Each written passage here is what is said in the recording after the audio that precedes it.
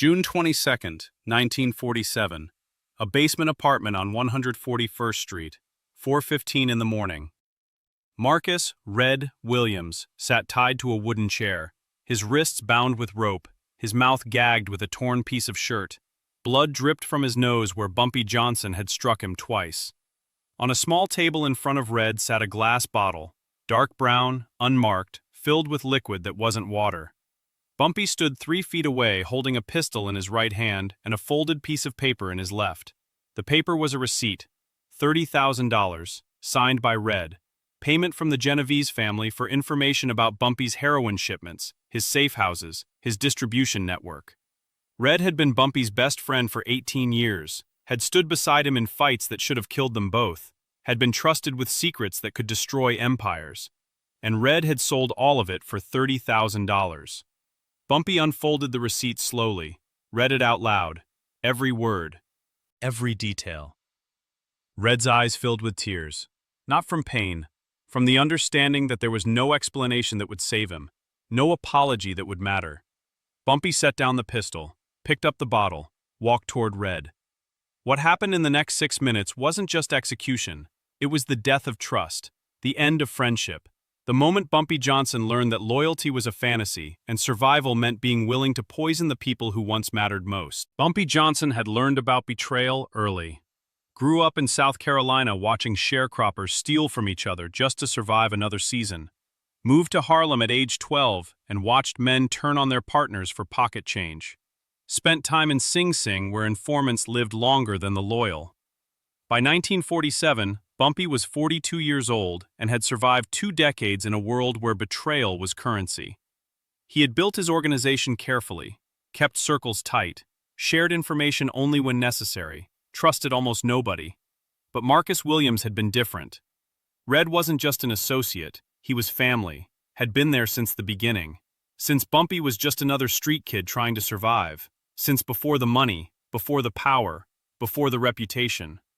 Red had taken bullets for Bumpy, had done time without talking, had proven over and over that loyalty wasn't just a word. Or so Bumpy thought. Because the thing about trust was that it made men blind, made them ignore warning signs, made them believe that history guaranteed future loyalty. And that blindness was how empires fell. Marcus "Red" Williams earned his nickname because of his light brown skin, a product of a white father he never met, and a black mother who raised him alone in Harlem. Red grew up on 135th Street in a tenement that should have been condemned. His mother worked 3 jobs, died when Red was 16 from exhaustion and pneumonia. Red met Bumpy 2 weeks after the funeral. Both were teenagers trying to make money running numbers for the local operators. They became friends immediately, had the same hunger, same anger, same understanding that the world was rigged and the only way to win was to break the rules. They ran together for years, small jobs at first, collecting debts, moving packages, providing muscle for the operators who controlled the policy rackets. By the time they were 25, they were running their own crew. By 30, they were working directly for Stephanie St. Clair, the queen of numbers, protecting her operations from Dutch Schultz and the Italian families trying to muscle in. Red was Bumpy's right hand, the man who knew everything, the man who could be trusted with anything, until he couldn't. The betrayal started small, started with pressure. The Genovese family had been trying to expand their heroin operations into Harlem for 3 years.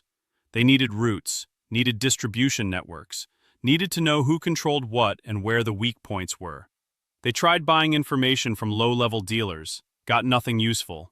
Tried intimidation, got lies and misdirection. Then they found Red. Or more accurately, they found Red's weakness, his daughter. Red had a 19-year-old daughter named Sarah, smart girl, college student at City College studying to be a teacher. Red's pride, his reason for everything. Sarah had gotten involved with a man named Tommy Esposito, a low-level associate of the Genovese crew. Tommy introduced Sarah to cocaine, got her hooked, got her owing money. Then Tommy brought the problem to Red. Told him Sarah owed $5,000 to dealers who didn't take no for an answer. Told him the debt could disappear if Red provided some basic information. Harmless information. Just business details. Nothing that would hurt anyone. Red knew it was a trap. Knew once he started he couldn't stop. But Sarah was his daughter, his only family, and the fear of losing her overrode everything else he knew. The first piece of information Red gave them was small: a delivery schedule. Times and locations where Bumpy's crew moved heroin from the docks to stash houses in Harlem. Red told himself it wouldn't matter, that the Genovese family probably already knew, that he was just confirming what they had. The information led to a robbery. 2 of Bumpy's men were killed. $50,000 in heroin was stolen. Bumpy assumed it was bad luck, a leak from the dock workers. He tightened security and moved on. Red said nothing. Collected another payment to cover Sarah's debt.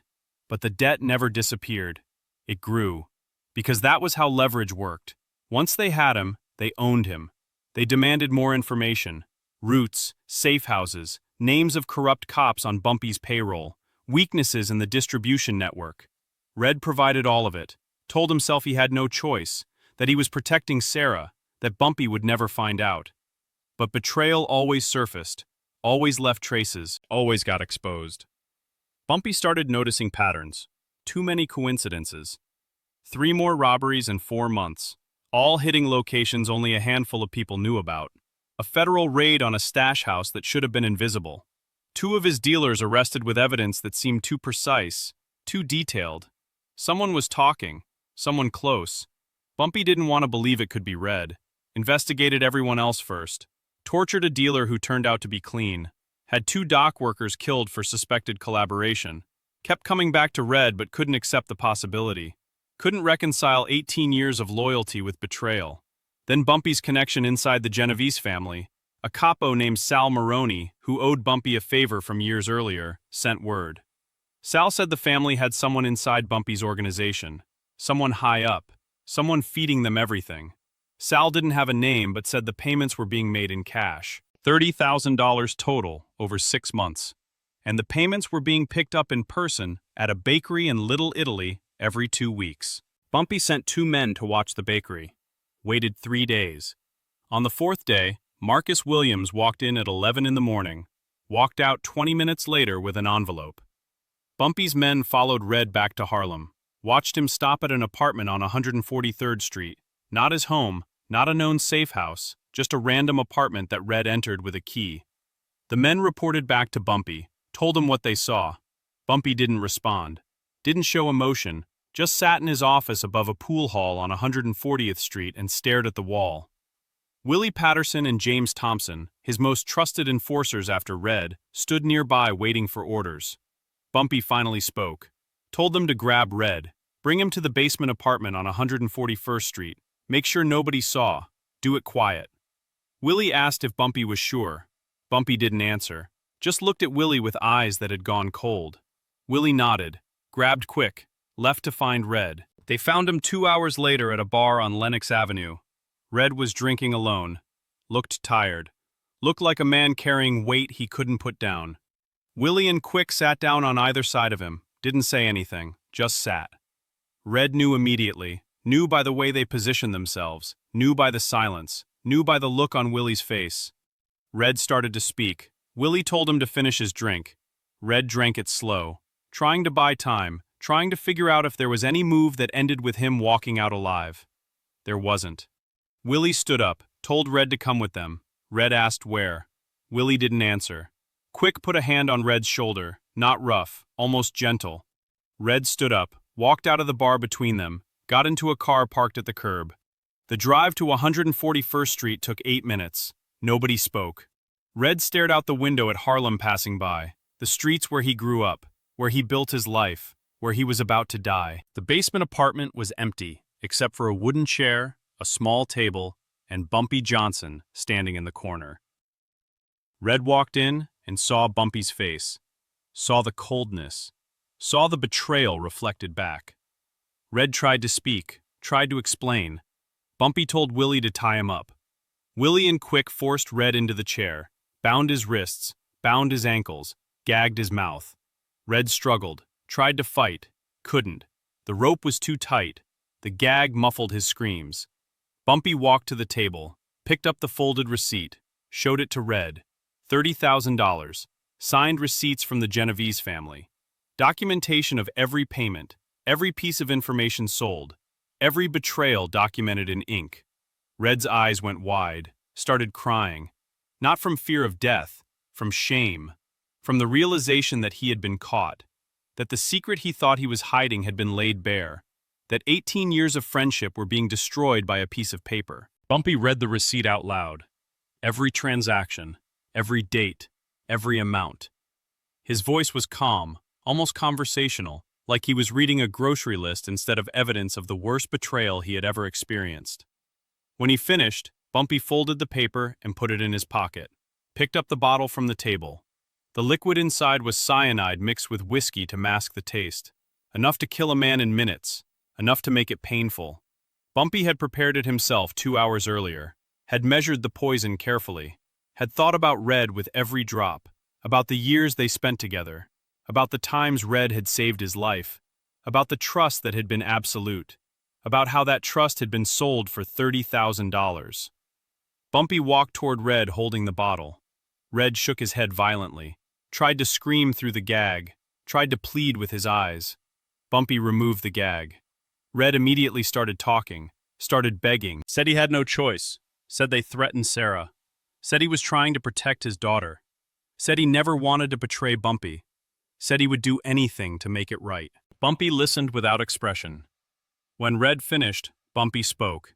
Asked Red if he remembered 1932, the night Dutch Schultz's men tried to kill them both in an alley off 145th Street. Asked if Red remembered how Bumpy had taken 2 bullets protecting him, how Bumpy had dragged Red 6 blocks to a doctor while bleeding from his own wounds, how Bumpy had refused to leave Red behind even when staying meant dying. Red nodded, said he remembered, said he was grateful. Bumpy asked if Red remembered 1938, when Red got arrested for assault and was looking at 5 years in Sing Sing. How Bumpy had paid $10,000 to a lawyer and bribed 2 witnesses to get the charges dropped. How Bumpy had told Red that loyalty was everything, that family protected family. Red nodded again, started crying harder.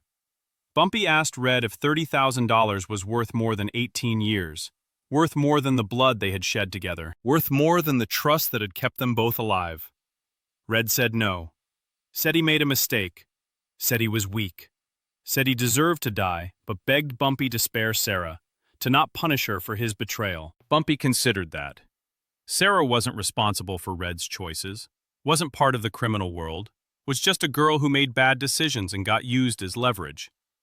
Bumpy told Red that Sarah would be protected, that Tommy Esposito, the man who got her hooked on cocaine, would be dead by morning, that Sarah's debts would disappear, that she would never know what her father had done or how he died, that she would be told Red died in an accident, that his funeral would be respectful, that she would receive money every month to finish school and start her life.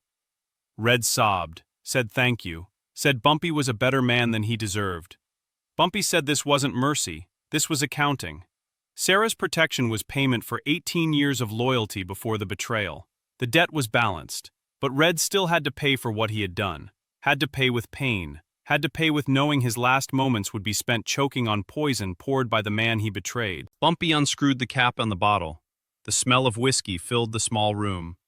Red begged one more time, said he would do anything, would give back the money, would work for free, would kill whoever Bumpy wanted, would take any punishment except death.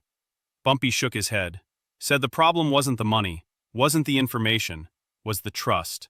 Said trust was the foundation of everything in their world, that without trust, organizations collapsed, that betrayal couldn't be forgiven because forgiveness invited more betrayal, that every man in Harlem needed to know that selling out Bumpy Johnson meant death. Not quick death, not clean death, the kind of death that served as warning. Bumpy grabbed Red's jaw, forced his mouth open. Red tried to resist, tried to clench his teeth. Willie and Quick held his head still. Bumpy poured the liquid down Red's throat. Red choked, gagged, tried to spit it out.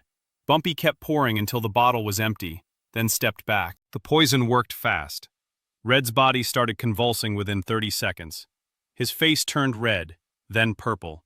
Foam appeared at the corners of his mouth. His eyes bulged. He tried to scream but only produced a wet gurgling sound. The convulsions intensified. The chair rocked. Red's wrists bled where the rope cut into his skin as he thrashed. Willie and Quick looked away, couldn't watch. Bumpy watched everything. Didn't blink, didn't flinch. just stood there witnessing the death of his best friend. Red's movements slowed after 3 minutes. His breathing became shallow, ragged.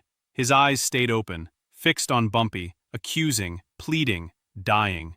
At 4:21 in the morning, Marcus Williams stopped moving, stopped breathing. His body went limp against the ropes. His eyes stayed open, staring at nothing. Bumpy stood there for another minute, then told Willie and Quick to clean it up, make the body disappear, make sure it was never found. Willie and Quick nodded, started untying the ropes. Bumpy walked out of the basement apartment and didn't look back.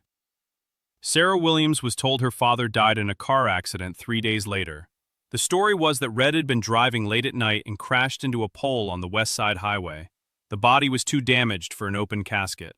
The funeral was small. Sarah cried.